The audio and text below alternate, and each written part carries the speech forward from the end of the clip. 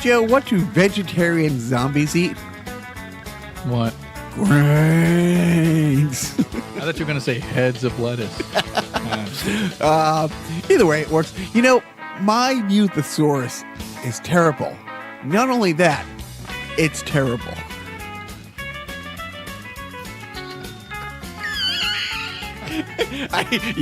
You really needed one pin, Rodney. Hello, and welcome to Carnival Personnel. I am Jacques. I'm, unfortunately, Joe. And let's get right into it. Joe, fat shaming, week 2 of this new program. I know I'm really fat, and I'm trying to get fatter by eating these chips and dip. What's sad for me is, well, I'm at the end of week 2. It's been great. I've only taken off like once every 5 days to rest. My right knee is screaming at me. I actually had to go get x-rays today, get an MRI in 2 weeks. But the eating, it's great. I can happily say since I started the program, I've lost 17 pounds. But it's hard to be happy when you lost 17 pounds and you got 63 to go. And each one gets harder. So I'm a big fat fuck butt. I went skating twice this week. Once it was a public skating thing, and once, just me and the rank, and, I send the FNH guys a little motivational video for themselves to get ready for a big tournament in Phoenix, and it's really a cry for help. Right? No, it's you thinking of others. You want them to feel good about themselves. Right. So, this way they get to be the in shape, good-looking guy standing next to me. You just need to put it to, like, Sarah McLachlan's Angel or something. What's the sad song? Yeah. What's a comedian? It's like, Jim Gaffigan's like, yeah, even the animals are like, oh, it's pretty heavy-handed there, Sarah. We're just dogs. I'm confident this is going to be a pretty good podcast, but I can assure our listener that come Thursday, we already recorded a sideshow this week coming up all about game shows. If you want to give a couple second plug for our own show coming up. We like to have guests appear on our show, Jim and Biff and Sadness, but sometimes we like to have really good guests. And sorry, Biff. Sorry, Jim. Sorry, Sadness. Richard. He's not a guest. Right? Peter. Yeah. Yes, exactly. Twice. Right. I don't know if he's coming here anymore. I think we're all petered out. Oh, you. He would have enjoyed that joke. All right. Oh, wait, he's still with us. He's not dead. Yeah. Something I don't? Talking about him in the past tense. No, our friend Rodney, I'm going to say our friend because I've met him twice, and he's a really nice guy, and he loves game shows. He loves game shows. Yes, so Rodney will be joining us on this week's sideshow about game shows, where we go on and on and on and on about my and Rodney's, not so much Jacques, favorite game shows of all time. It'll be a blast. It's going to be... I don't even want to say part 1 or part 2 because I would do that on a regular basis. I would with the glow that Joe emanated the entire recording, I'd be easy to be talking to having a monthly sideshow on game shows. I could almost be talking to turning this into a complete game show, podcast. It would not be the end of the world for me. Why not? We have a game show president. We do. And now the sadness. No, we're not going to get sad yet. So I feel a little Willy Wonka.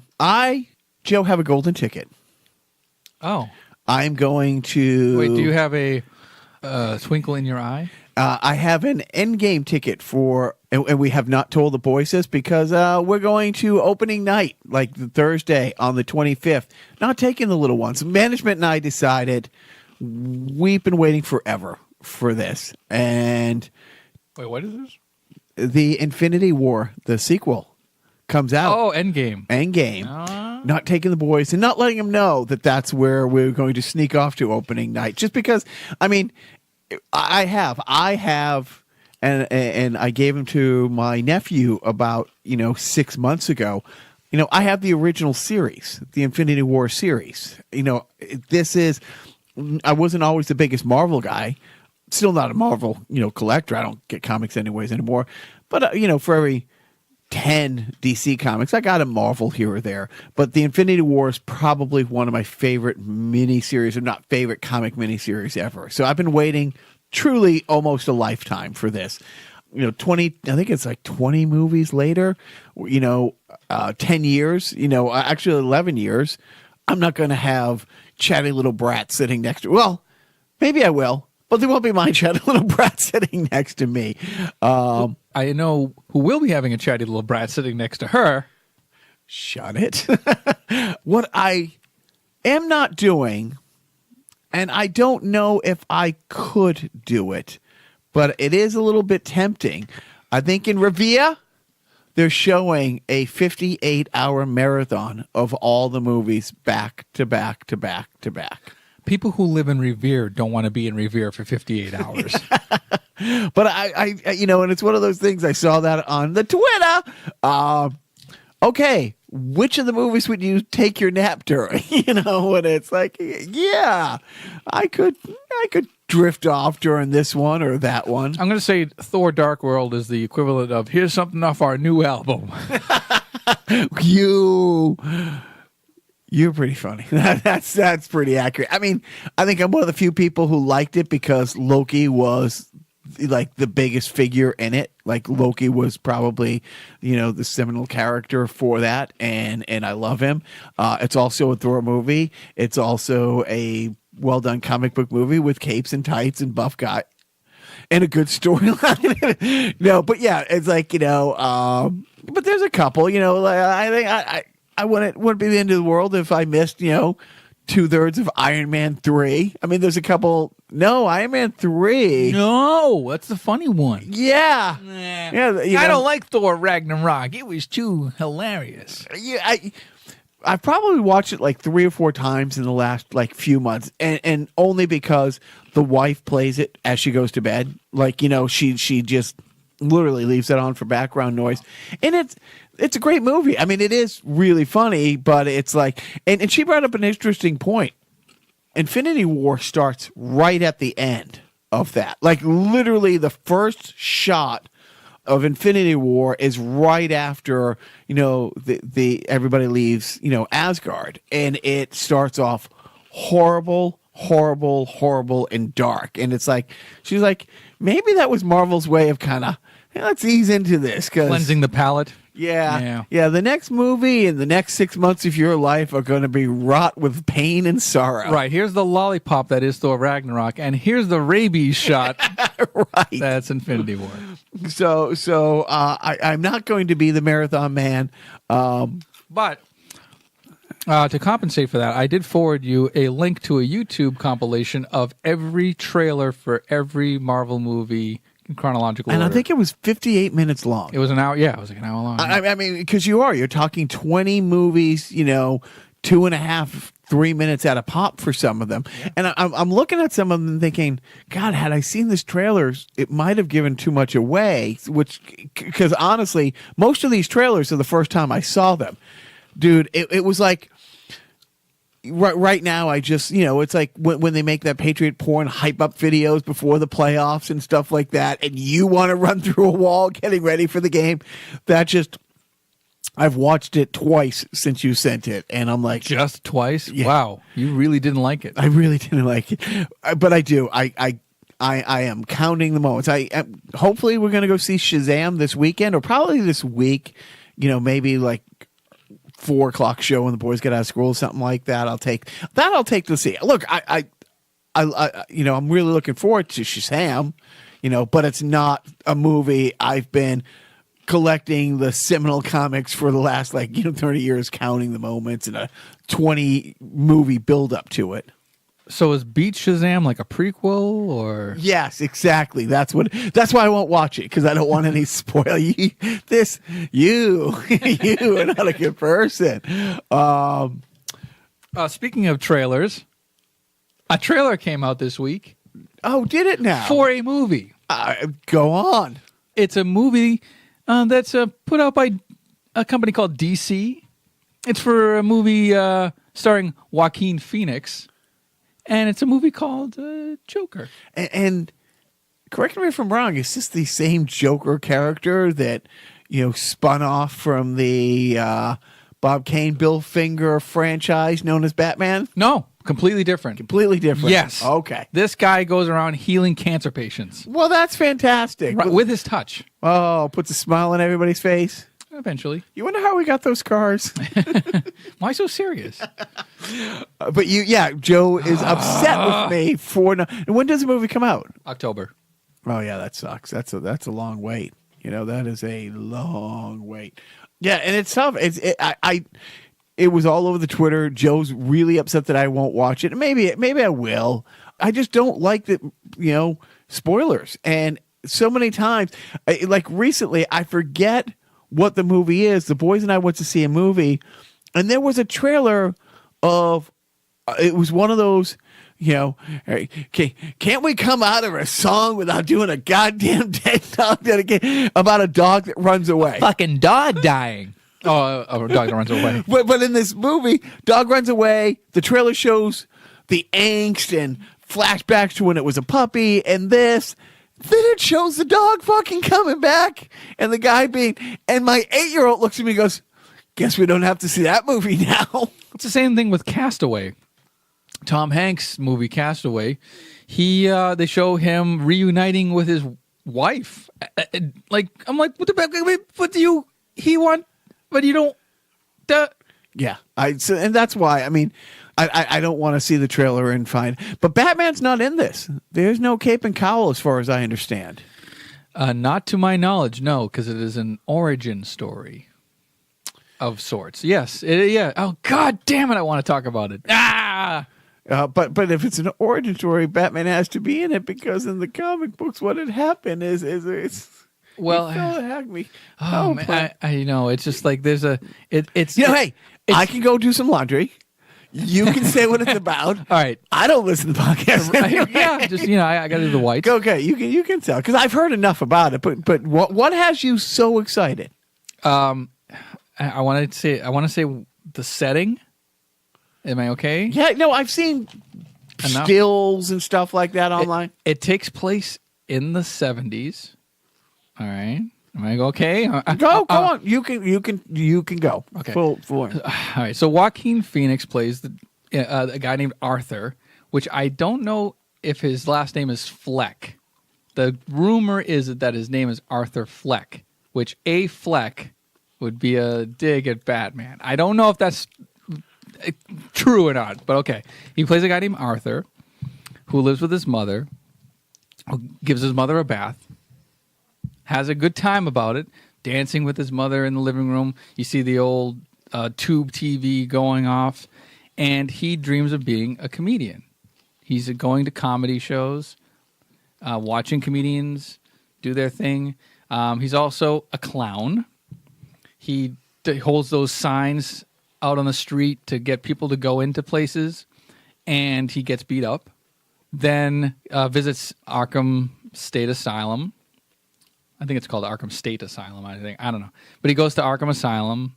You see him getting beat up again on the train, dressed as a clown. Both times he's dressed as a regular, like, circus clown.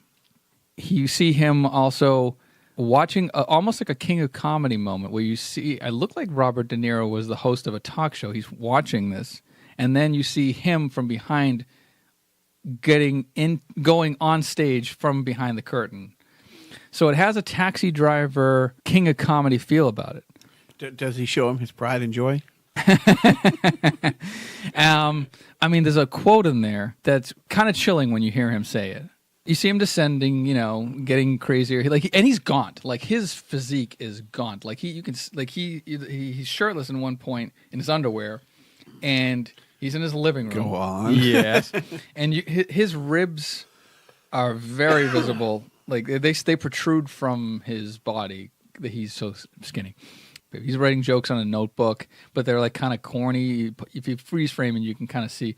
But like he could open Carnivore Personnel podcast kind of jokes. He writes, but then he writes something on there like, you know what the problem with people with mental illnesses is that everyone else expects you to act like you don't have one. That's one thing. And then there's a line where he says, then this is the clincher, is that I used to think my life was a tragedy, but then I realized it's a comedy.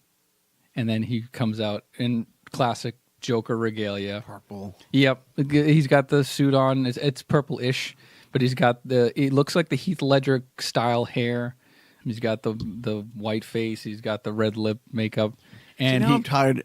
I take offense to that. The people doing white face. Joe, it's 2019. But then throughout the trailer, you're hearing, I think it's Jimmy Durante singing "Smile." When the whole, but then you hear like gongs because it gets like darker and then it becomes more orchestral and deranged, and God damn it, DC does great trailers, shit movies, but great trailers. The movies are not shit. Some of them, not a one, could be a shart, maybe a shart, no. Not a full shit, maybe. All right, I'll give you that. A little stain in the underwear, but we gotta wait till October. I know. Well, if it's Halloween. Yeah, that makes sense. I mean, it's not a lot of competition. Like, they're not going up for Oscar gold here, but I think it's decent timing. Like, it's for a standalone Joker movie, and I want to go back to how it's set in the 70s. It's great because every reboot has always taken place in modern day. It's always been modern day, and now it's like, let's take away modern technology. Let's take away, the wonderful toys and just get to sort of like a dirty, grimy version of what this guy who turns into the Joker is. You wouldn't remember. I barely remember. New York in the 70s was awful. Oh, yeah. I mean, awful. Yes. I mean, it was, on fire. Yeah. I mean, Times Square now is probably one of this country's biggest tourist attractions, but back then, it was. You can get felt up by Elmo. Why wouldn't you? Yeah, hello. But back then, it was all seedy. Yeah, and it was just. But we're not talking about New York. We're talking about Arkham. We're talking about Gotham. I mean, Gotham, rather. Right. But it's that. Yeah, no, that's great. Sorry to spoil it for you. I mean, it's not really spoilers. It's just sort of like a little, I don't know, foreshadowing, let's just call it. I like it. I don't know. I hope I'm here when that comes out. I might, and if you see the rundown, I might be taking a couple-day trip to Saudi Arabia. Ooh. No, so yeah. And it's interesting. I've heard wonderful things about that country. Nothing wonderful. It's one of those things where, I just get the most random requests and a contact from Guitar Celebrity Procurement Company that I've worked with before, that I've helped them bring people to Guitar for different events, called almost in a panic. They're booking a show in October, like a big gala, and they need a couple celebrities.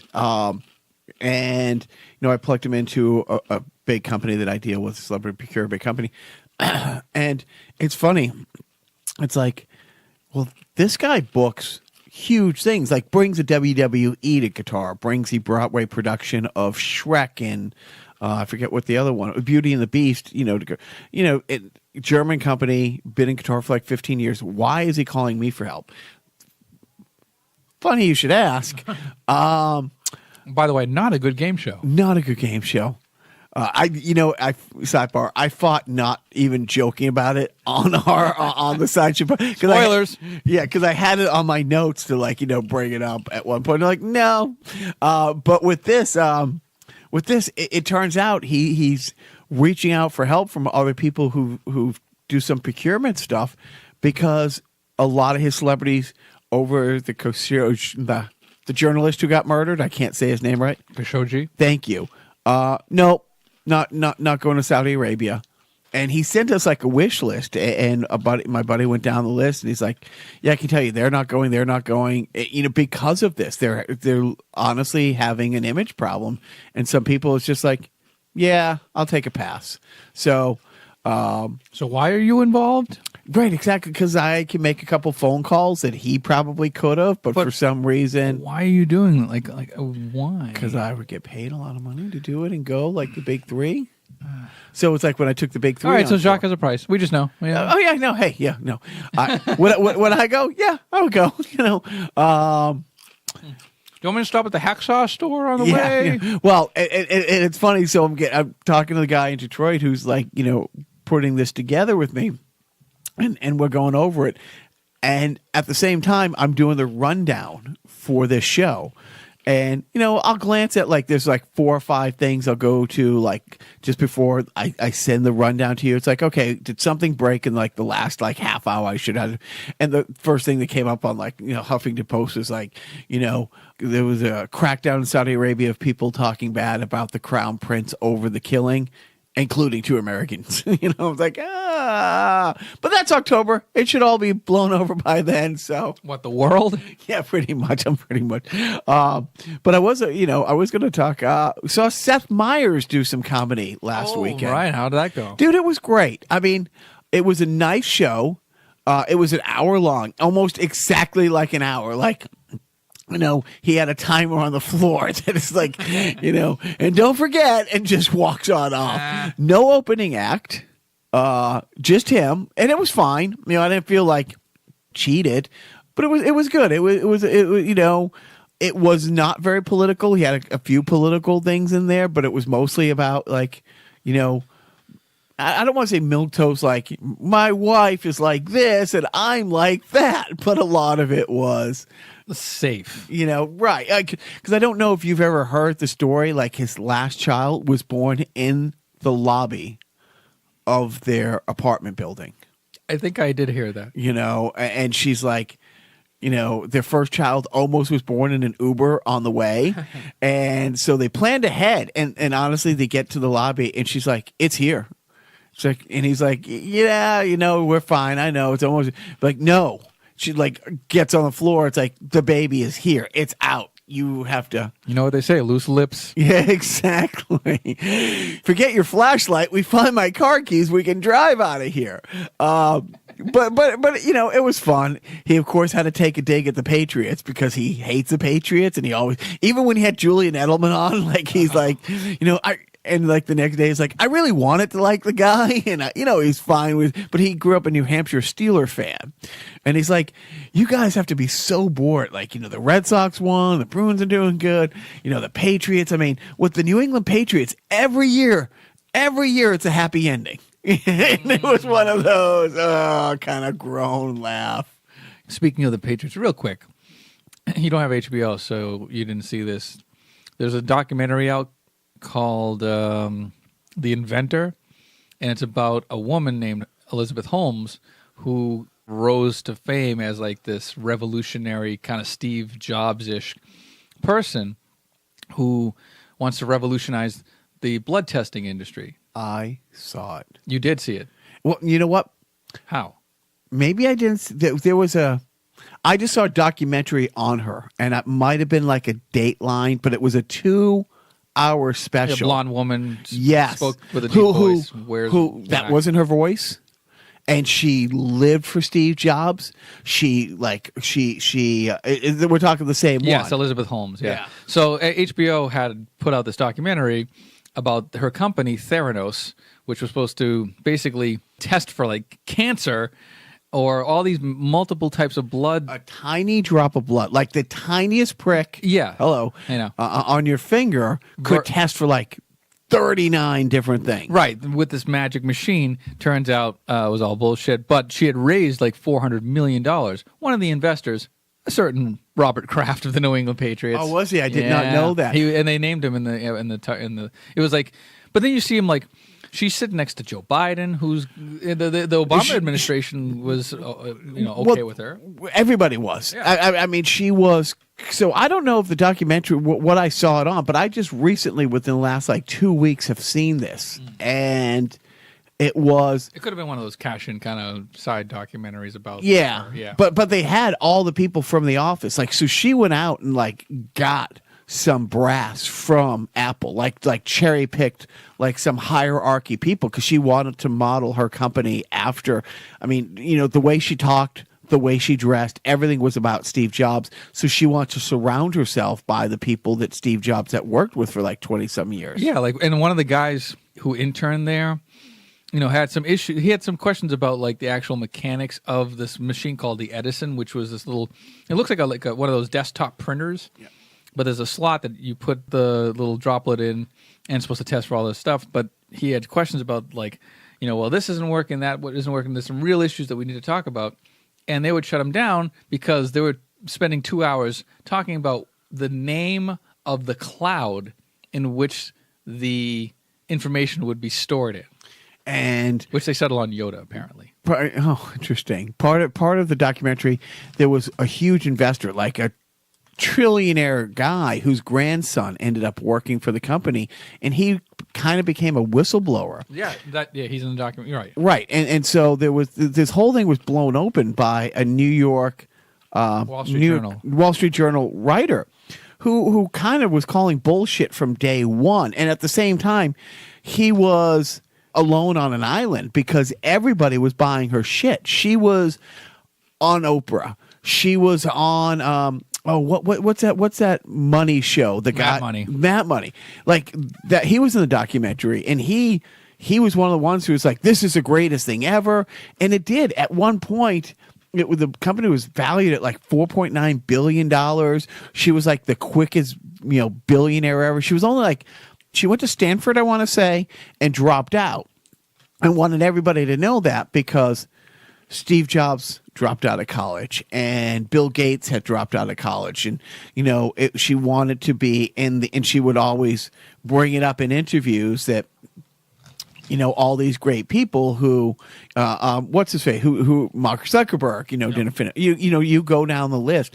But she was brilliant. I mean, absolutely brilliant because she not only just sold the company, but she sold like the compassion of it and to be able to help people. And they had these whole series of great commercials. With Walgreens, because that was their test. They had a deal with Walgreens to do a test market run in Arizona.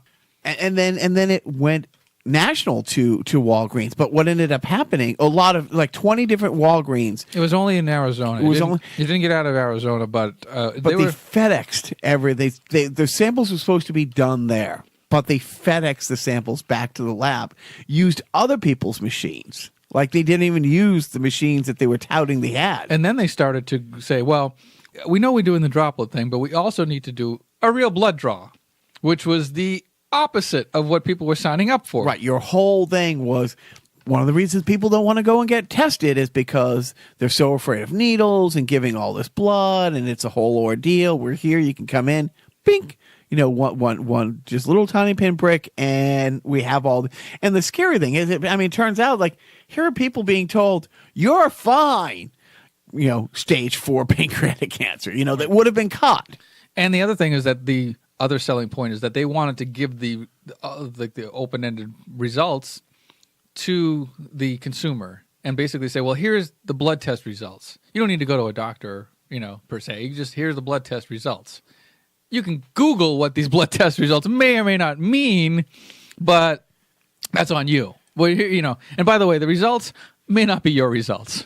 And that woman, I never get the terms right, like sociopathic, would you say? Yeah, like she's trying to pretend. She's pretending to be a human, right? But she's pretending to be a certain way. Like you have to dig real deep to find the real her. Everything about her. There was like all these people who went to high school with her, who went to college with her, who were friends with her, who like saw her on TV talking, and they're like, who the fuck is this? Is this a joke? Is she doing an impersonation? Why is she talking like? Why is she talking like this? Like a lot of people pointed out, I hadn't seen the movie, but Romy and Michelle's high school reunion, she's the Mira Sorvino, like the Romy, like that. If you watch that movie and you see the character, I'm like, oh yeah, that's pretty spot on. And it did. It was like, and the people who worked, because she was so brilliant and so successful in so many aspects of putting together a huge company. She was great at raising money. She was great at just owning the media. She was great at cozying up with the government. And but also her workers. She had a cult like, people people loved to go to work every day for her. A lot of people believed they were part of doing something special. And she was able to, as the first wave of these Wall Street Journal things came out, I mean, she went on the offensive because of who she is. She goes, I don't remember if it was The View, but she goes on The View. She goes back to these shows that she had been on in the past year, 2 years ago that she had good relationships with, and just played up the whole, it's easier to tear somebody down and blah, blah, blah. And people are scared because we're turning the industry upside down. And it's just, but it is, you hear about these things like with Enron. You remember what happened with the Enron? What one of the big scandals were? It could remind the people. They had an empty building. Basically, their building was empty. And they flew in these investors, and I don't remember if they were Chinese investors or Mideastern investors, to tour the plant. They get on the elevator and they go up to the fourth floor, and it's just packed and people are busy and the offices are moving and everything's happening. And then they go upstairs to the top floor, where they're going to have the conference room, and it's just, hustling and bustling and phones ringing off the wall and the sales, people writing on the tote board, the big sales and all this stuff. The building was empty other than that. And it was all actors. They honestly went out and got day actors just to pretend, we're just going to randomly, let's see what's happening on the fourth floor. Don't accidentally hit the third floor or the fifth floor because it's empty. Those two buttons were the only ones that worked on the elevator. Probably. But that's it. I mean, and even to the very end, pretended it's no, the science works and this is that and these people are wrong and all this. And then, and I hate to say it, it's just what we're dealing with the current, White House. It's we're going to build a wall. I never said a wall. I said a fence. Well, whenever, you know what I mean? It's the changing. I never said Tim Apple. I said this and redact the transcript from it. But every day it's his story's changing. That's what it is. And they're well, we never said we were going to test in the store. We said you could walk into the Walgreens and get tested right there, that you didn't have to. But we didn't technically say we were going to test it because we're still working on the machines back here behind the curtain. Don't look behind the curtain. Pay no attention to the man behind the curtain. I don't see a curtain. But that's like I said. And then she had a partner that came in halfway through, who was another big financier guy who had tons of money, who also had other people put in money. It was almost like a Ponzi scheme. It was brilliant, and I knew nothing about it until this documentary. I had no idea it was going on. And I remember it was a couple of weeks ago, making dinner for everybody, and it was kind of, I don't know how I watched it, but I'm watching it, and an hour and a half later, I'm just completely... You burned the dinner. Dude, it was, yeah, you can't really burn. But yeah, dude, it was great. I don't know how we got onto this. I'm glad we did. I said Robert Kraft was one of the investors. Oh, there you go. Okay. Happy ending. Happy ending. There you go. And scene. So that I wanted to take at least 20 minutes away from talking about the awfulness in the world. At least the current awfulness in the world. That was past awfulness. We'll blow through it real quick because some of it is funny. I'm going to skip down one. You heard about the Chinese woman at Mar-a-Lago? Yeah, she just kind of weaseled her way in. She said she was attending. She wanted to go to the pool. Right. Didn't have a swimsuit on. No, well, yeah. Hey, details, Joe. Details. Skinny dipping. Yeah. What did she have on her? A couple of hard drives, a USB drive, a laptop with malware on it. Right. Mal means good in Latin, right? I think, and 4 cell phones. Now, I see over there, you're a busy guy with 2 cell phones. Hey, I'm supposed to keep that on the DL. Well, one for Pornhub and one for YouPorn. It's but seriously, and it was great that our Secret Service, that the security at Mar-a-Lago, eventually that the FBI. Oh no! I'm sorry. It was the receptionist who was like, "Hey, you don't have a swimsuit on. Let's call that a red flag." That and the receptionist asked her why she was there, and she said she was there for a future Chinese association, yada yada. Yeah, and the receptionist knew that wasn't happening. It's like, that's not a thing. They were like, it's a plausible deniability. There was going to be or something, but it wasn't happening that day or that moment. But either way, it's like look, I don't care if you're a rube who thinks it's great because he's likes Nazis and hates brown people and is a grifter, and you like that.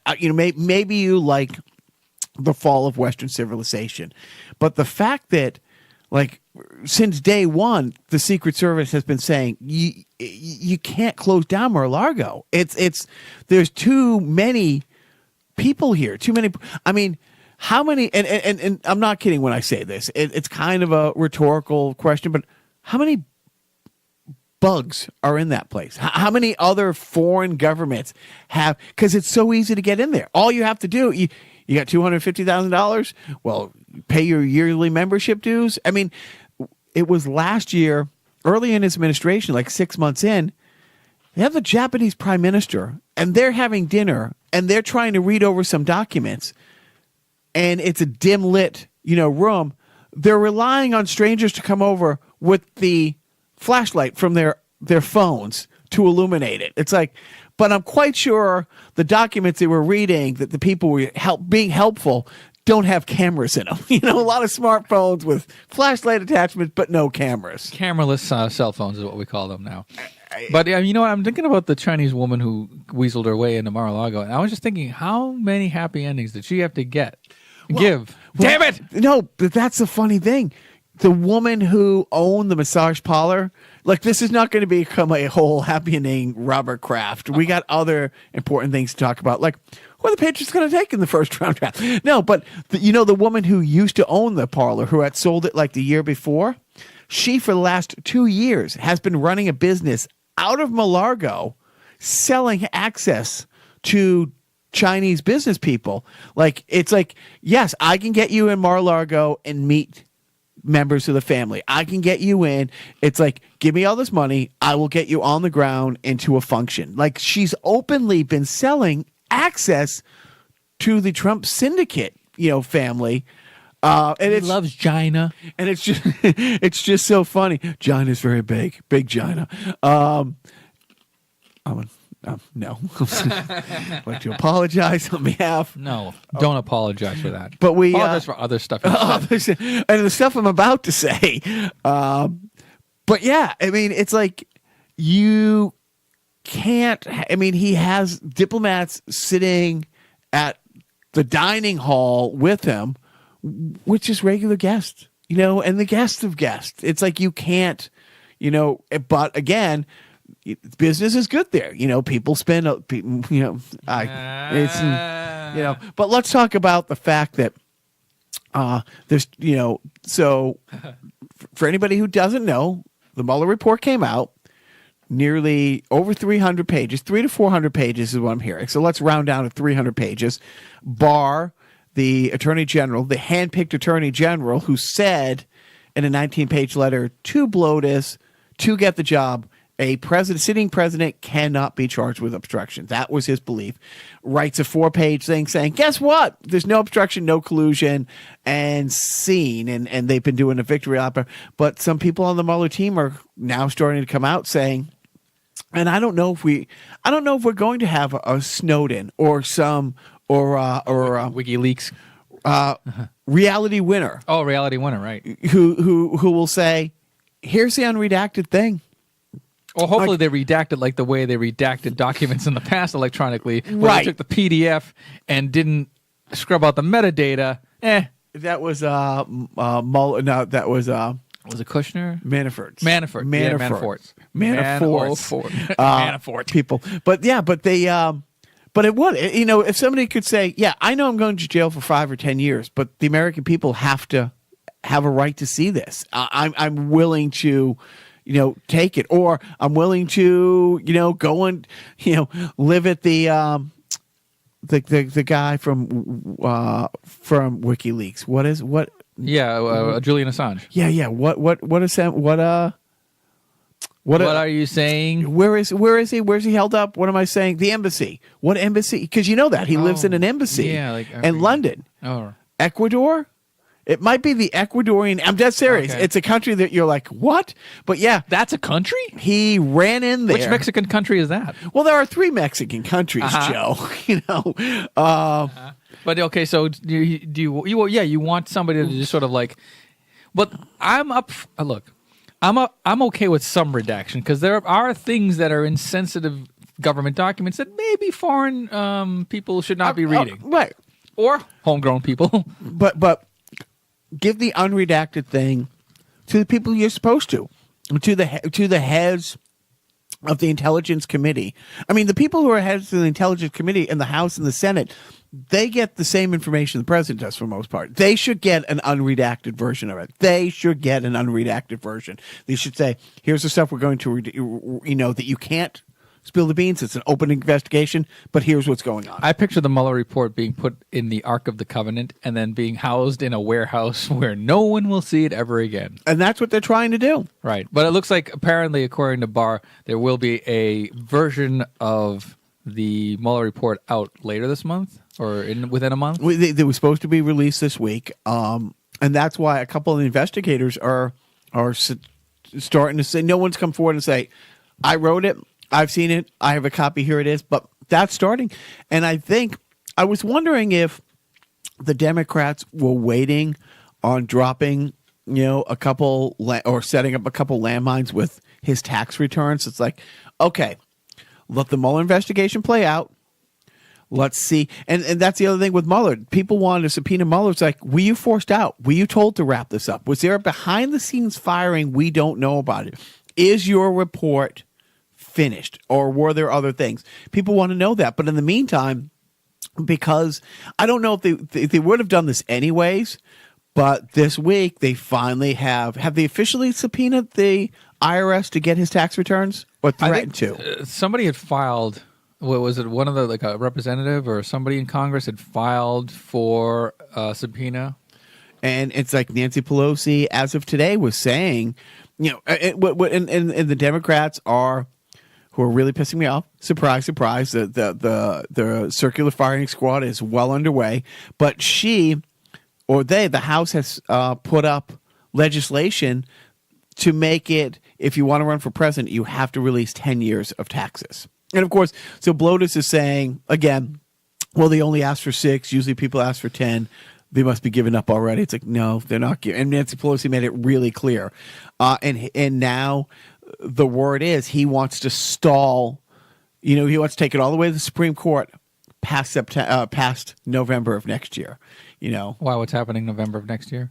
Well, I think probably if the schedule comes out, let's see. So this year the Patriots play the NFC. I was going to say, is there a new Joker movie or something? Oh, you mean Election Day? But yeah, it's one of those things. It's like, the Republicans did that this time. It's like, we want to repeal Obamacare, and right after the midterm elections, we're going to tell you what our wonderful plan. We got a great plan. It's the greatest plan of plans, but we're not going to tell you it until after the election. Right. That's right. It's like Ryan Seacrest teasing the winner of American Idol right after the break. But so that I don't know. I'm hoping that a whistleblower steps up and at least the Intelligence Committee gets it. But in the meantime, it is great to see that they aren't saying, okay, time to move on, because it's not time to move on. I mean, every day there's a crime. Enough of that negativity. Let's go right into the fact that I think everybody in Holland must have cancer. And why is that? Well, there's a lot of windmills there, Joe. And as we've talked about a number of times, being experts in the medical community. Or science. The sound that the turbines of windmill makes causes cancer. I've heard that. They say it, Joe. They say it. Many people. Many people. Many people. And I remember... Well, I haven't heard that many people say that, I haven't heard the source of the many people, but I heard one person say that many people say that wind turbine noise causes cancer. And that one person was, I forget.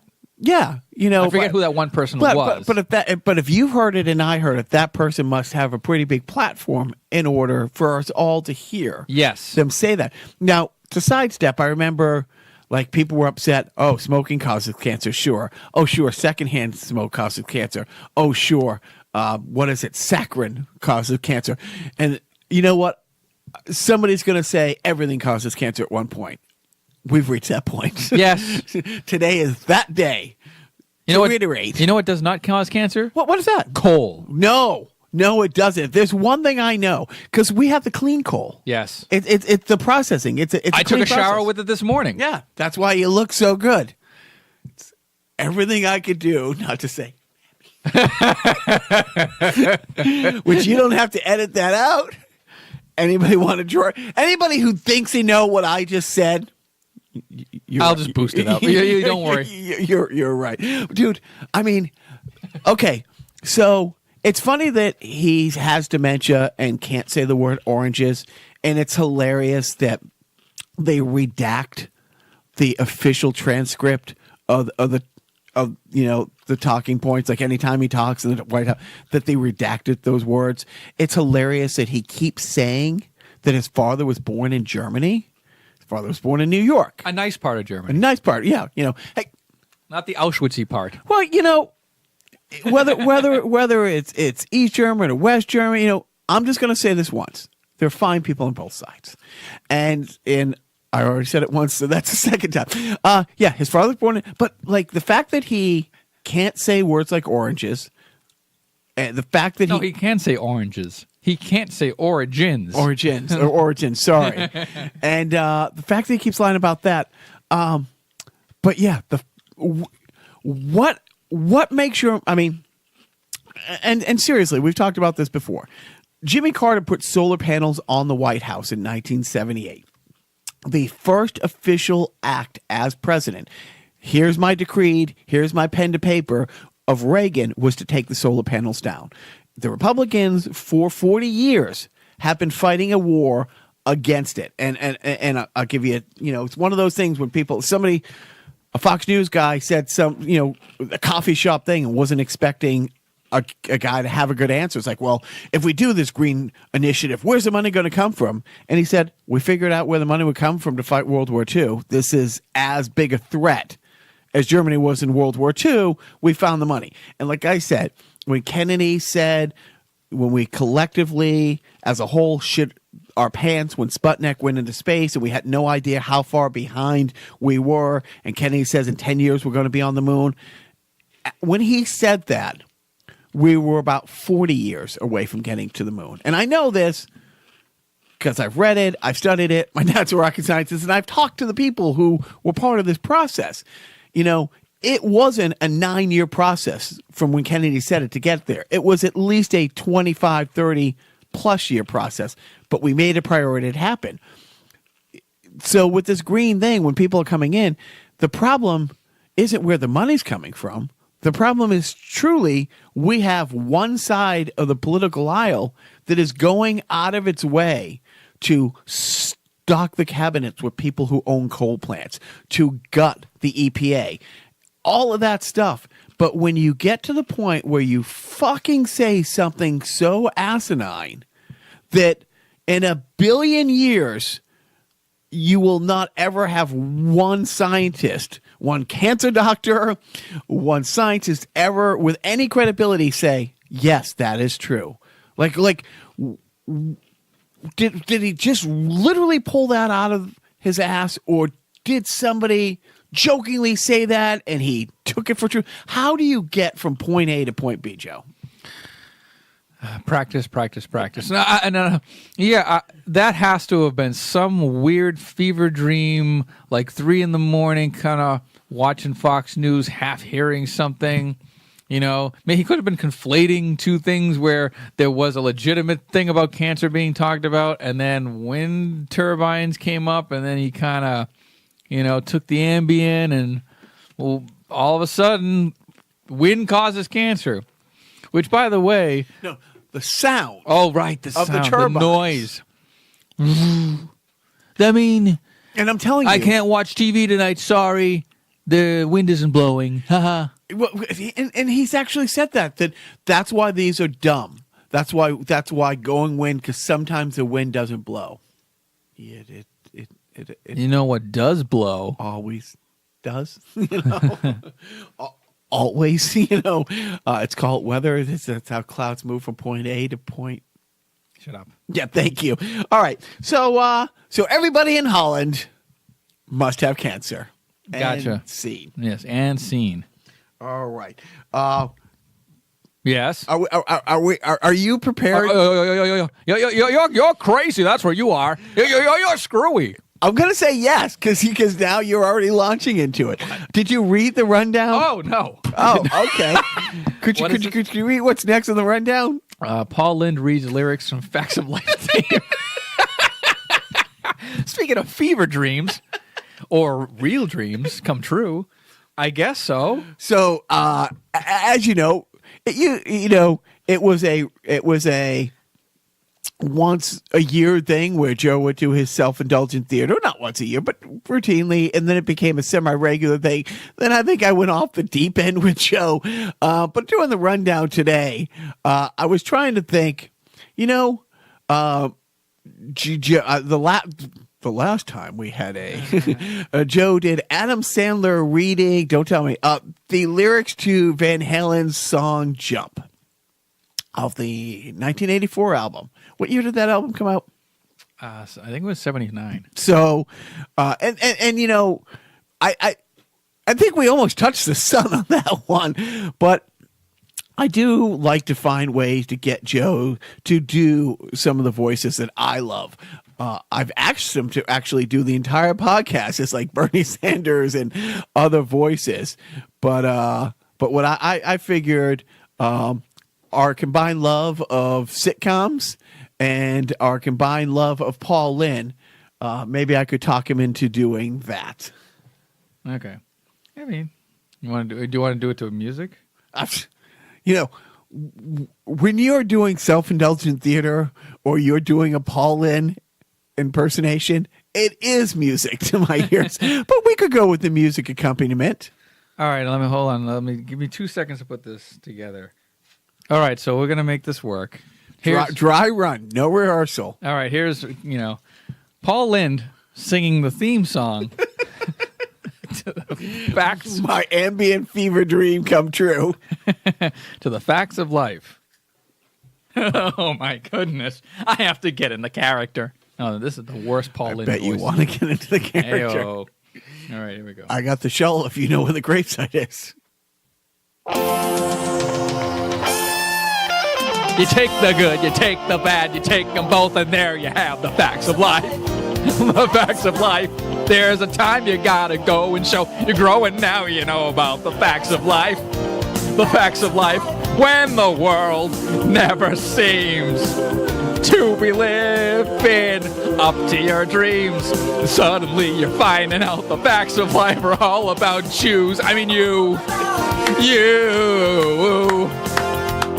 All about you. It takes a lot to get them right. When you're learning the facts of life. Learning the facts of life. Oh, there's some things I could teach you about the facts of life, son. Not a dry eye in the house, especially on the Jews. Oh, man, that is... Seriously, I need a minute to compose myself. Can we play a defunct sponsor of the week? Please. You're supposed to eat pizza, not wear it. No problem, Uncle Paul. I've got dynamo. You'll need dynamite. That stains from yesterday. Dynamo penetrates deep, right through fibers for a dynamite clean wash. Not this disaster. Watch. See? No set and stain. Shirts, socks, pants, dynamo. You're magical. You're quick, Uncle Paul. Dynamo penetrates deep for a dynamite clean. Oh, I wish I'd said that. Okay, into sport. So, as this podcast drops, we are a few days away of the start of the Stanley Cup playoff, the greatest tournament in all of sport. Wow. Yeah. The greatest. I think so. I think I need that. We had many sports that were great on many sides, but this is the greatest sport.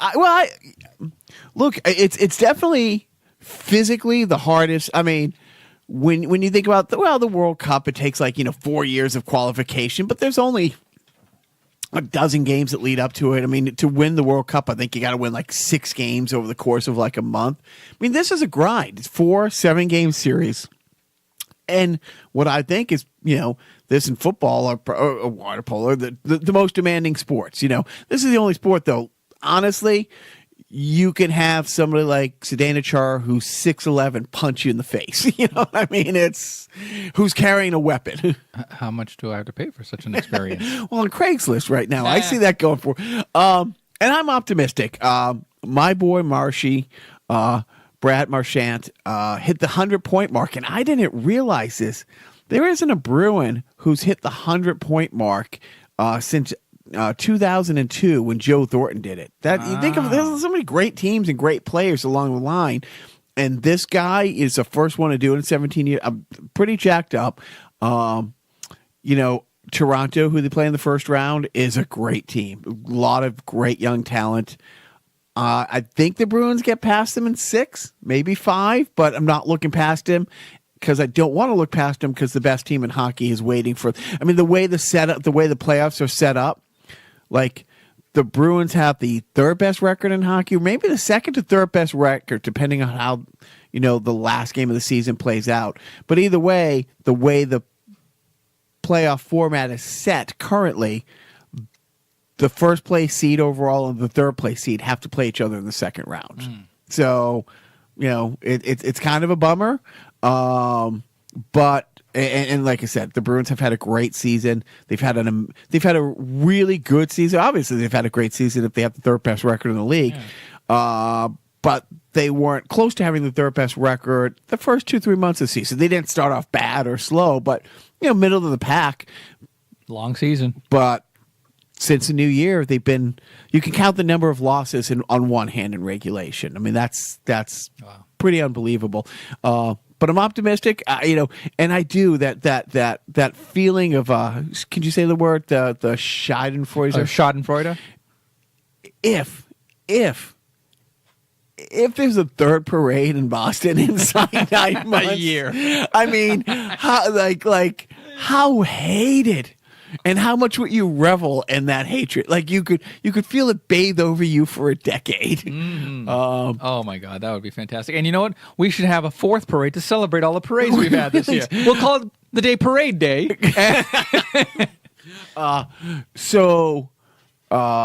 Carnival personnel's attempt at a and I'll take the blame for a lame April Fool's joke. It was not lame. It was cute. It was fun. Fine. You know what wasn't a lame April Fool's joke? What's that? One by a man that we all know and love, a certain Tom Brady of the New England Patriots. He decided to join Twitter on all days, April Fool's. And his first tweet, Jacques? He retired. Right. I'm retiring so I can tweet more. And the collective world lost its shizzle. For about 10 seconds. I mean, it wasn't exactly delivered with the finesse and panache that an April Fool's joke should be delivered. But yeah, it wasn't like Rob Gronkowski announced his retirement and it was a 2-paragraph thing on Instagram. My big question is, how did somebody really believe that after the first 2 seconds of shock? What? Oh, okay. All right. Well done. How was the Twitter handle Tom Brady not taken? It was. Oh. You fucking buy that stuff. That's okay, all right. And if you're Tom Brady and you decide, I'm going to join Twitter. Hello, Twitter, I'm Tom Brady. Give me @Tom Brady or I'll kill you.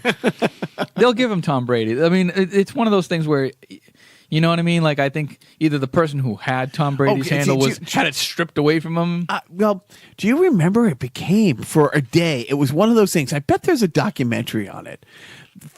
People would go when the interweb started. People went out and they bought up Coca-Cola.com, Coke.com, DietCoke.com.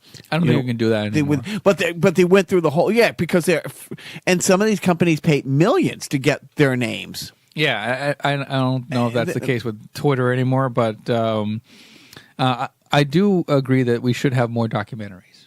Like that, there aren't enough. I'm going to make a hours documentary about documentaries. And then I'll call it documentary now. But so the other thing in sport in the local Boston area, it's like people are losing their shit because the Red Sox are coming out of the gate very slow. I want to say, as of the recording of this, they're like 1-5, 1-6, 2-6, or something, like just absolutely horrible. And they're on a 4-game losing streak. They didn't have a 4-game losing streak, and it's like last year. The franchise is well over 100 years old, and they broke the record last year for most wins in a season. It wasn't going to happen again. When people say, "Wow, this is a once in a lifetime thing," dude. So they played 7 or 8 games. I don't follow baseball that well. There's still 614 games, I think, to go. I think the cream rises to the top. So it's funny because you have to talk about. We can't be happy. We just can't be happy. We can't have nice things. We can't be happy in Boston. We have to be pissed off about something. It's so funny how we always say like the first couple of months of a season don't count, or the first couple of weeks of a season don't count if it's football. It's just like we're not playing for September. We're not playing for April. We're playing for October. We're playing for December. That's the case here. I mean, it's the first, what? Like you said. We are in the first week. They haven't played at home yet. They start on an 11-game road trip before they get here on Tuesday. Right. At the home opener tomorrow at Fenway Park, or have a couple of friends who are going. It's funny. Like every time the Patriots win the Super Bowl, they're part of opening day at Fenway. Like the different players, like Gronk and Brady or whoever, like 5 or 6 people come out of the monster. You know what I mean? And they're part of the opening day ceremony because it's huge. It's a big thing. And I know that's a week away, but I've experienced it, and it's nice to watch a home game against the Yankees on Patriots Day in Boston is like the most Boston-y thing you can do. And the marathon goes right by on what's that street called? Com Ave. And it starts at 11 a.m.? The game starts at 11. The game starts at 11. I took Connor when he was a wee lad, and we made it to like the 6th inning, and then we left right as the marathon was going by. So, we have to make it down to Kenmore Station through like a crowd of... Just the two of you? Yeah. 1 billion people? Yeah. Yeah, and his anxiety then was probably a little heightened more than it is now. It was fine. We had a good time. We had a blast. That's why we left early. This is good memories. But no, it is. It's like when the temperature's just right, you know? Oh, no. Now, there's some people who look back, when they're like 50, or my age, it's like, yeah, my dad took me to a Red Sox game on Patriots Day. Your son, my dad took me to Fenway on Patriots Day. I would be surprised if he remembered that the park is called Fenway. But so the thing is, like, the Red Sox, and I'm surprised they're doing it. They have their own championship banner to hoist up and trophy to show off. But I guess they're still going to include the Pats in it. So, great. That's about it for me and the Patriots, or for me and the Patriots, for the Red Sox talk. So I was thinking of you the other day. I watched the other day. I watched a clip from John Oliver, and I was thinking, why doesn't Joe do more John Oliver impressions? I'm serious, because it's finally tonight. Clouds. You're going to do a whole show as John Oliver. I couldn't. I don't have the energy, or the stamina, or the talent. But other than that, and yes, you do, and yes, you do, and yes, you do. That's what Red Bull's for, isn't it? That's what the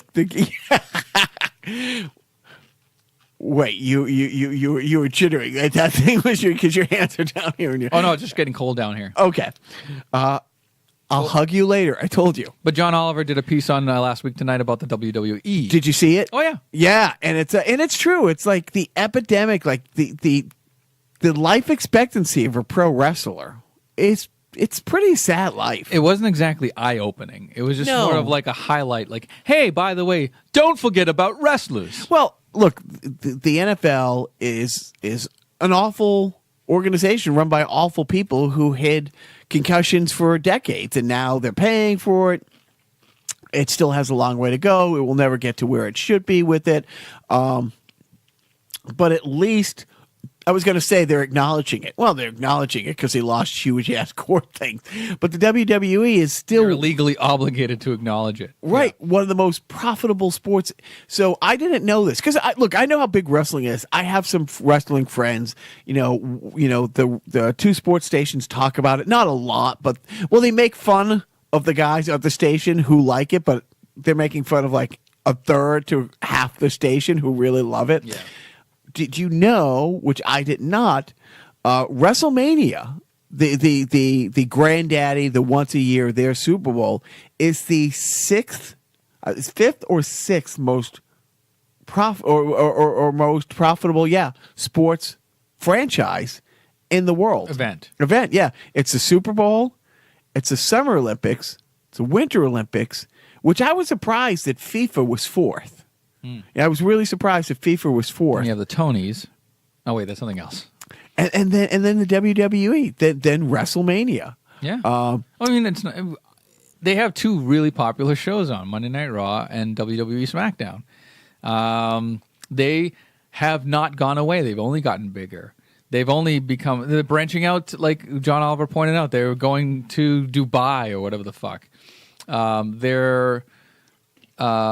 They're expanding, and they're the bigger they are, the harder it is to get medical insurance. Apparently, and it's been going on for decades. But the idea that wrestlers were independent contractors was probably not known to the masses. Especially those who don't watch wrestling. It is a scuzzy thing that's sort of like the legal workaround, and don't forget I think it was Vince McMahon's wife ran a really shady campaign in her home state. Yeah, in Connecticut. Yeah, in Connecticut for what, governor? Yeah. Tried to basically buy the governorship. Yeah. And it is one of those things where even the NFL at its lowest point, I mean, because they have a players association, I mean, they get a pension. They get something, there's some money coming in, but here they have a union. Yeah. These guys have, might be on Raw and SmackDown for like 10 years, like build the brand, to the upteenth level. And as soon as you're done, you are done. There's nothing for you. So that was pretty eye opening, the John Oliver thing. Yeah, I kind of knew. I didn't know about the really detailed points, but I mean, I knew just by being a casual observer of wrestling over the years that these guys put themselves through the ringer, and they are independent contractors. They don't get medical coverage. The guy fucking Jake the Snake Roberts, was it Jake the Snake, that had to get a GoFundMe campaign started for his fucking surgery. I mean, this is a guy who there's action figures of him. Yeah. I mean, like as big as, an Andrew Luck in the NFL. It's gotten so bad that Ric Flair has to do Cumberland Farm commercials. I did see that. Woo! What I think is interesting, so this time on on the big Grand Poobah WrestleMania, it's an all-woman title card. Yeah. Like the final, there's like 20 matches, but the final, this is what we're all here for, the title belt is a all-female thing. So I thought there were, and names. Nice. It's like, I don't follow wrestling, but it's like, oh, right, because it's all, most of them are, a couple of them are ex-MMA, big Ronda Rousey, and Ric Flair's daughter is like one of the four in the final big SmackDown. So speaking of MMA, did you see the CM Punk part of the John Oliver piece? No. CM Punk, is he MMA? No, that's, I don't know. So, maybe I'm conflating some stuff, but CM Punk was a wrestler, and he got ill, and they put him on these Z-Packs, and they Z-Packed him so much that he became incontinent in the ring. He shit himself in the ring. Oh wow! You didn't see the piece? That was the centerpiece of the fucking John Oliver piece. I did not see the whole thing. I did not see that.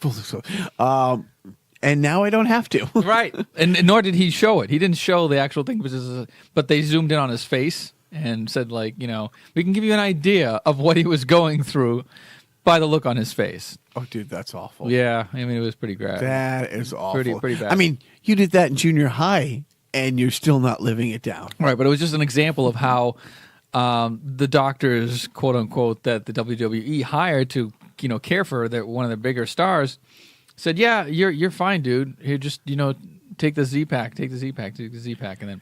Yeah, well, it's funny because we just talked about how great the NFL is. Well, not great, but they're trying to get better.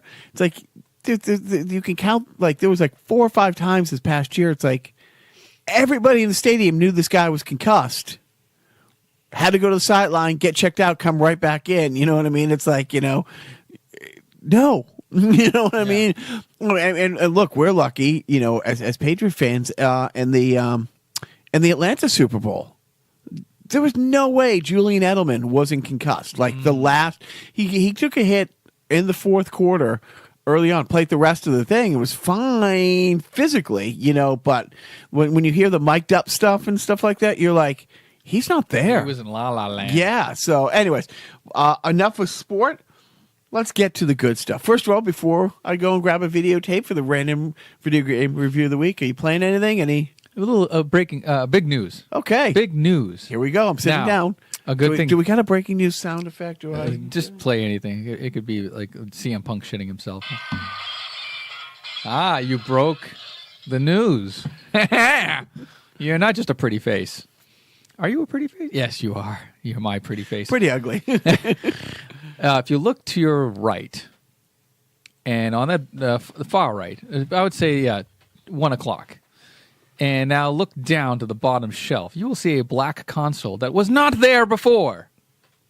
It is a Sega Saturn. It's a what? Sega Saturn. Say it again. Sega Saturn. Okay. I purchased my first Sega Saturn ever. It was the 32-bit console it came out after the Genesis. It was a huge failure, but they followed it up with the Dreamcast, which was much beloved, but it was too little too late for Sega. But this was one of those things where the way it was rolled out in the U.S., it was building up steam, and it was popular in Japan, but it hadn't come out in the U.S. yet. And the U.S. was still trying to figure out, what's the best way to put this out. And I think it was I don't know if it was the Sega of America or Sega of Japan who decided, no, we have to just put this out now because Sony's going to be coming out. Sony has their PlayStation coming out.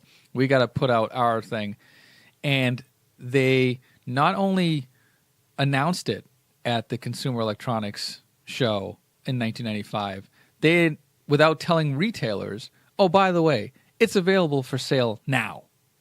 Now, like literally, like as like the whole retail market that sells video games, like Toys R Us and Walmart, Target, and all these stores that sell video games are like, wait, hold on, well, what? And we don't have orders in, we don't have anything going on. Like, so they completely blindsided the retail market. The price was a little high. I think it was like $299. It didn't perform as well as. Well, that $299 is a lot of money in '95 for a system, because I mean, you can get a brand new Xbox or PS4 for $400 now, 20 some years later. Yeah, right. If you look back at pricing for like electronics back then, they're almost on par numbers wise with, like $299. You could buy the Sega, when the Sega Genesis came out, I think it was like $200. So $299, and I might be misremembering the price range, but it was higher than what the market was really going for now. Like I think the PlayStation was already at $200, right? And so yeah, it was just sort of like they dropped a bomb on the video game world by saying, "Oh yeah, we're releasing this in the U.S. today," and they didn't have a strong launch series of games, and just a clumsy rollout. Plus, Sega, I don't know. Yeah, Sega was just doing. You talk about the Democrats shooting themselves in the circle of fire. Sega was doing it with themselves. Sega of Japan had their own way of thinking and how they wanted to market to the American audience. And Sega of America said, no, this is not going to work in America. But Sega of Japan was just like, fuck you, we're doing it this way, and that's that. And then, years later, they came out with the Dreamcast, which was fine, but it went away. So anyways, long story short, too late, I have a Sega Saturn with 5 sports games. You're big sports game guys, I remember. I am. But, it's funny. So I got it on the Offer Up app, and it was a decent price, and it works well. It came with 2 controllers, and, I'm, going to start building up my Sega Saturn collection. Or there's a way to hack it to make it so that you can play downloadable games. I might not do that. I might do that, but I might not do that.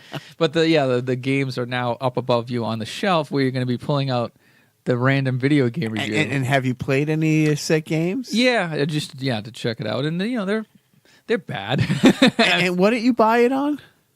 Like how did you buy this? Oh, there's a selling app called Offer Up. Okay. And, it's kind of like a Craigslist, but strictly for, like, buying and selling goods, And, like, you can make an offer on, like, somebody will ask, $20 for something, and you can say, okay, I'll take it for 20, or no, I'll take it 10 and a hand job, that kind of thing, It's so it is like Craigslist. Yes!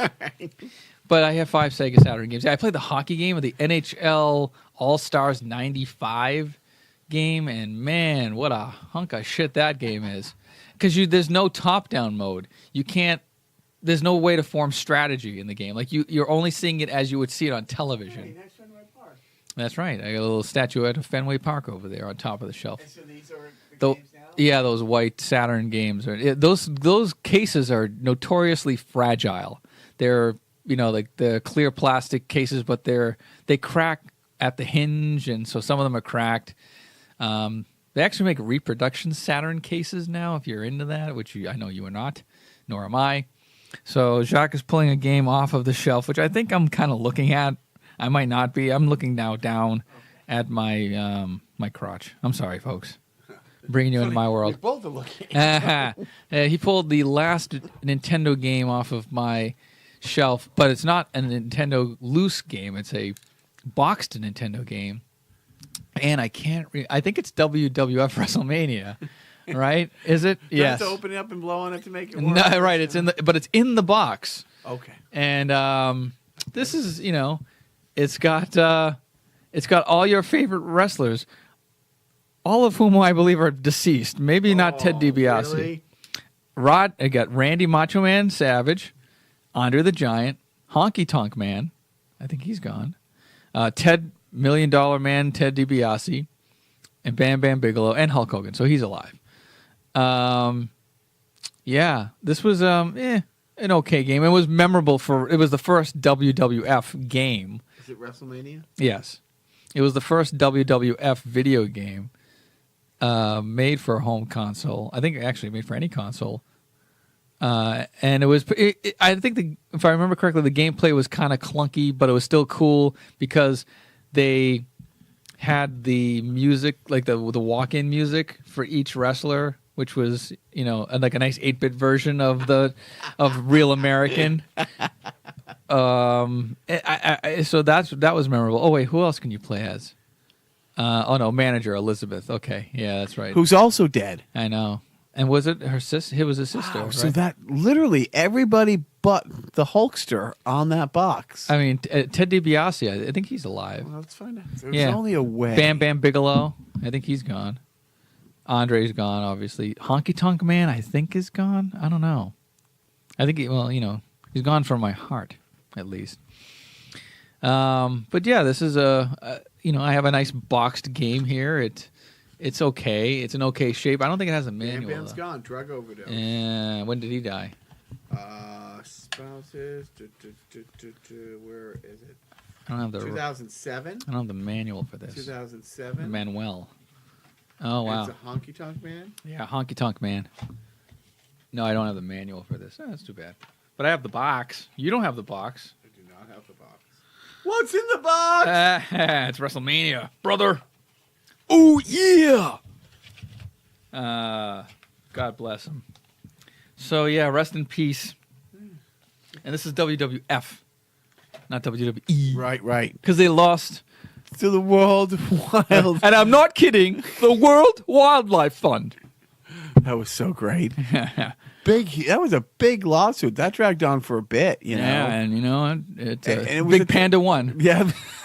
And then I said all the lawyers and the Panda lawyers suits and stuff like that. You know what I like about John Oliver's thing is that you can always count on him yelling at the defenseless at some point. I see what you're doing, babies. You're not cute. You're disgusting. Oh, man.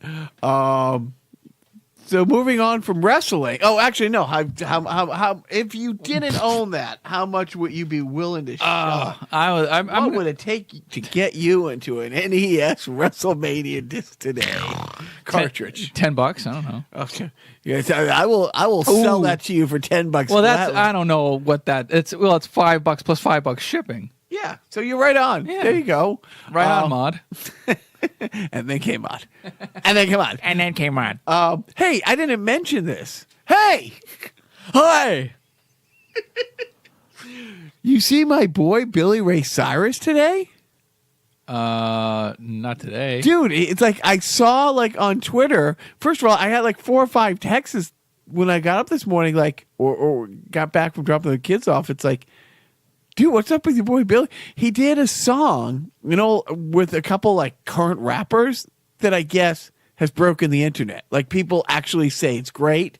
And honestly, he stumbled upon a hit, and you know, he had a new album come out like a couple weeks ago. So he's a 2-hit wonder. He's about a 4 or 3-hit wonder, actually.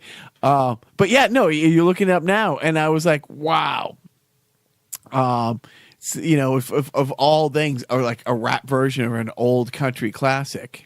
I like on Google when you type in Billy, first thing. Yep. Billy Ray Cyrus. Let's see here. Billy Ray Cyrus. Wow, American singer-songwriter. I did not know that. Little Nas X added Billy Ray Cyrus to Old Town Road. Is it country enough for Billboard now? That's what the headline says from the New York Times. Feeling.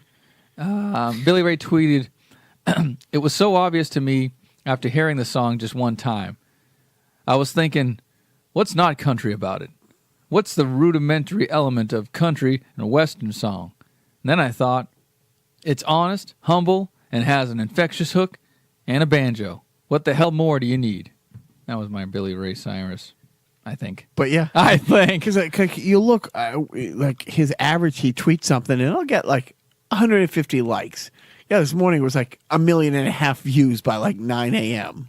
Well, you know, to be fair, he's Miley's dad. No, that's where you're wrong, because he'll tweet something out, get 150 likes. He'll tweet at Miley about or for the Miley thing. He'll get a couple thousand.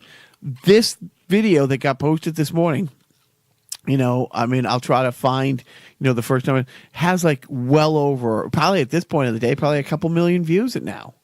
Good for him, man. Yeah, I mean, he's 60 and he's making shit happen. Yeah. You know? Yeah, more than what we're doing. When are we going to hook up with a rap star or something? Well, never. Probably never. Think about it. What are you watching other than that documentary about the woman who blindsided everybody with her fake medical? Oh, yeah, the inventor. Yeah. What else am I watching? Wait, where are we on Cheers?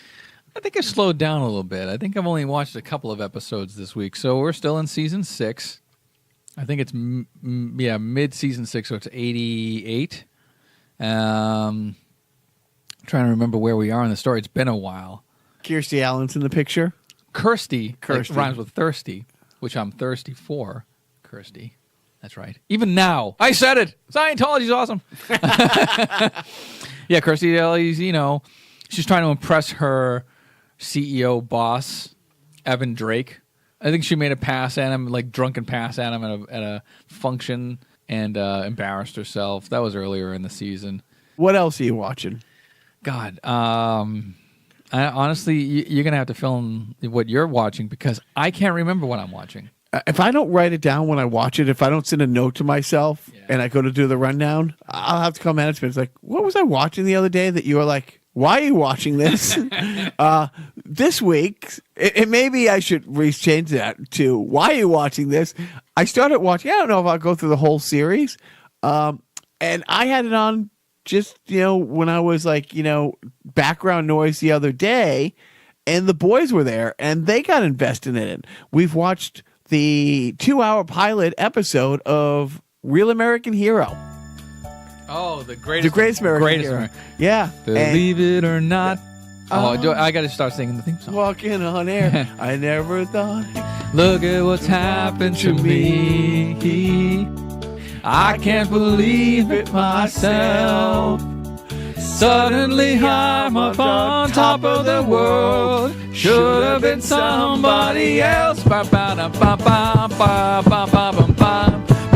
it or not, I'm walking on air. I never thought I could feel so free. Flying away on a wing and a prayer. Who could it be?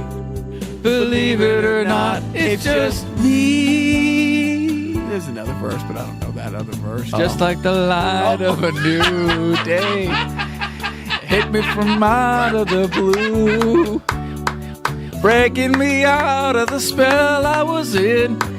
Making all of my wishes come true. Believe it or not, George isn't at home. It's fun. It's a fun show. Campy as hell. It's goofy. I mean, the premise is that he was met up with aliens, or an alien race. Yeah, he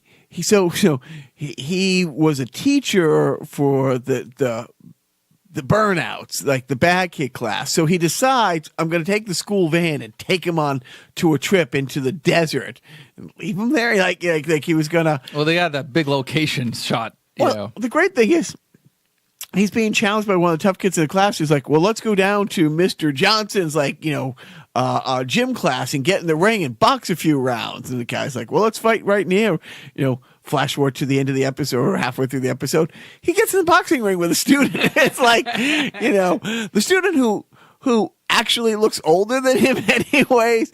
But yeah, so they go out, their car all of a sudden just engine failure, this weird thing. It just drives off the road and into the desert, and he's going to walk back to get help, and a car almost runs him down, and that car went out of control because something happened to that car too, and that car is being driven by, a G-man, one of the feds. So he's like, hey, you just tried to run me over. It's like, no, I didn't. And then sitting in the car, and the Fed was looking for one of his partners who's been missing for a couple days. They're investigating. That's when this ship comes down, gives him a book, gives him a package, and all of a sudden his partner shows up who's dead, who comes out of the spaceship because, yeah, I've been dead a couple days. We're controlling the body, and explains to him, it's like, you guys got to partner up. You have to help him be a hero. And we're talking about the great Robert Culp. Right. From I Spy, and William Cat from Pippin. Thank you. You were the best. It was fun. It was, Vice President had hooked up with, a general, like a rogue general, and they came up with this plan to burn part of LA and have the president die. I like how the vice president, but this is before, what's his face? Fucking Ron. What the hell is it? Oh my God. Under Bush. Oh, come on. Cheney? Cheney. Yeah. This is before, Cheney was, a vice president who actually could do things. Right. We have a vice president here who's actually doing things, which was out of the realm of possibility in 1978. So it was great. It was fun. So, and then when he put on the suit, right? Yeah, and he started to fly, he flew well, right? No, he did not fly well because Why? He lost the instruction book. So he didn't know. And so throughout the thing, he gets around and people start shooting, and that's when he found out the suit is bulletproof. Oh, and when wearing the suit, it gives him super strength. So, which he didn't know until he crushed Robert Colt's hands. So this is a Stephen J. Cannell production. Yeah. Dun, dun, dun, dun, dun, dun. And so the episode ends, and the next one starts playing it. I was watching on Amazon Prime, and the boys are like, "Oh, you're gonna watch more?" It's like, sure, So it's campy. It's fun. But it is. It's a superhero fun. show on in the 80s. It's And they can't believe how cheesy it is. I'm like, believe it or not, dude, that guy's walking on air. stumbling. I wouldn't say walking. But they do. They're like, oh my god, you can see how green screened it is. It's like, It wasn't even green screen. It was like Right. blue screen back then. That's what right. It's like always had to be flying. It's fun. It's fun. It's campy. I don't know if I'll do the whole series, but because as I was scrolling through, I'm like, oh, gee, I wonder if I can rewatch Battlestar Galactica because it was exhausting 4 years. I mean, it physically took a toll out to watch that series. I mean, it's the greatest series in the history of television. I've yet to watch the But entire series. it's hard. There's some hard, but that's what I'm watching. By the way, I'm sure that Netflix wasn't so brazen to have put a skip intro selection on Greatest American Hero. That would be Amazon Prime, and Oh, that's right. yeah, Yeah, they don't do that. And most of the time, I don't want to skip the intro. No, that's the whole point of the fucking show is the intro. Like the boys, like the oldest one, and we have to watch it with them because 50% of the episodes are okay. 50% are like, let's skip ahead. The Office, and I love the Office opening, yeah, I mean, it's short, too. and it is pretty short. I mean, those 80s openings, like, I have to admit, when I'm watching Cheers on Netflix, after season 3, I'm like, okay, I get it. I get it. It's, no, everybody knows your name. Got it. So what are you watching? Now that we've gone over what I'm watching, can you think of anything else? Well, you Cheers. What's that? You talked Cheers, but is there anything else you can think of? No, I honestly... What's on Blizzard right now? What's that? Oh, not Blizzard. What's the game show network? Oh, Buzzer. Buzzer. Sorry. We'll find out on Thursday now, won't we? We will indeed. Okay. Parenting tip. That's a good one. I'm going to say make sure that they brush their teeth before every meal. That way their food tastes mintier. That's not bad. My kids, do they still, your youngest, does he still have to do the MCAS test? Yeah. Dude, what the fuck? They stop learning for like 3 weeks and do nothing but it's like SAT prep. And they put such pressure on the kids that my oldest one is honestly waking up in the middle of the night worried that he's going to do bad on the MCAS. They've hammered it down so hard. And they do. It's like, he'll come home. It's like, oh, what do you mean you don't have homework? Oh, yeah, we did MCAS practice for like 3 hours and we didn't go to recess. It's like, Well, I mean, you live in Lowell. right. And Lowell schools suck. And they're dependent on funding. And MCAS is all about it's all about the funding. It's all about the Benjamins. And if they don't do good on that, if they don't pull in a high score, they're not going to get the funding that they need, which is a fucking backwards system. Right. So school's not doing well. So let's take the money away. Yeah. Right. Obviously, you don't know how to handle money because that's too hard for you to add and subtract. Right. And it is. It's the funding for schools is basically based on property taxes, and that's why the tougher towns, you know what I mean? They've drilled into these kids, and they stopped like, okay, so this is where you left off on math a month ago, and you're not taking it the next step. No, because they stopped everything to do these tests. And I think I talked about this last week. My little one, the oldest one loves his teacher a lot. And I wasn't thinking of this, but when I told him, it's like, dude, the MCAS doesn't really matter for you. It doesn't mean you're not going to get into a college or job. You're in the 4th grade. I want you to do well. They want to do well, but don't put so much pressure on yourself. You're not going to get in trouble if you don't ace this thing. I said, it's a way for them to grade where the school's going. And he took it to the next step. It's like, oh, so if I don't do well, they'll fire my teacher, who he loves. Like, he's woken up worried that we have to get him back, I'm like, what's going on?